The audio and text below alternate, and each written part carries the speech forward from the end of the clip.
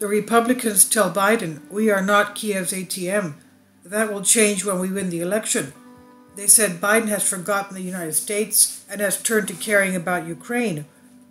The American midterm elections in the U.S. on November 8 are expected to drastically change the American political scene, as if the polls are confirmed that Republicans will win the majority in the House of Representatives and in the Senate. Kevin McCarthy, lead of the GOP, or the Republican Party, explained that his party will not sign a blank check, quote-unquote, for Ukraine if it secures the majority of seats in the House of Representatives in the midterm elections Tuesday, November 8, while the Republicans make it clear that the U.S. is not Ukraine's ATM to constantly give them money.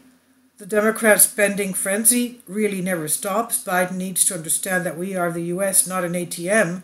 This is what Republican Congresswoman Lauren Boebert tweeted. It's the first indication of what awaits the Biden administration if the support from the U.S. Parliament for the refinancing of arms intended for Ukraine so far given is called into question. Basically, it's the first substantial rift recorded in American policy on the issue of Ukraine. McCarthy told website Punchbowl News, "I believe that in the midst of this recession, we cannot sign a blank check for Ukraine. It's not possible," he said.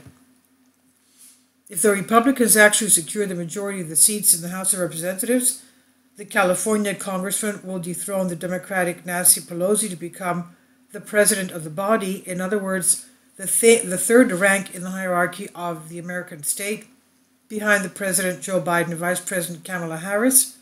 Mr. McCarthy said he hoped voters would vote against Democrats in November for what he said were sidelining Americans' national priorities, such as immigration. Ukraine is important, but at the same time, it cannot be the only thing they do, and there won't be a blank check, he said. He insisted, referring to officials in Mr. Biden's administration. Since Russia's intervention in Ukraine began February 24th, the White House has distributed $17.6 billion in military aid to Kiev with bipartisan approval in Congress, though some on the Republican right have objected. For some analysts, the statements made by Mr. McCarthy yesterday were made in collusion with the right wing of the grand old party, GOP, who support he needs to be elected Speaker of the House of Representatives. Basically, the Republicans figured out the two main reasons why the Democrats will lose in the midterm elections. The first is economic, as inflation has impoverished Americans as well, while the accuracy they experience for America data is unprecedented. The Americans blame this on the Biden administration and not the Russians and Putin, as the Western media want to say. The second reason is perhaps even more important. Americans are beginning to feel, again, the nuclear war anxiety they felt during the Cold War, listening mainly to their survival instincts and not believing the analysis of the so-called analysts who are presented to reassure Western societies that if there is such a nuclear war, the Americans will win.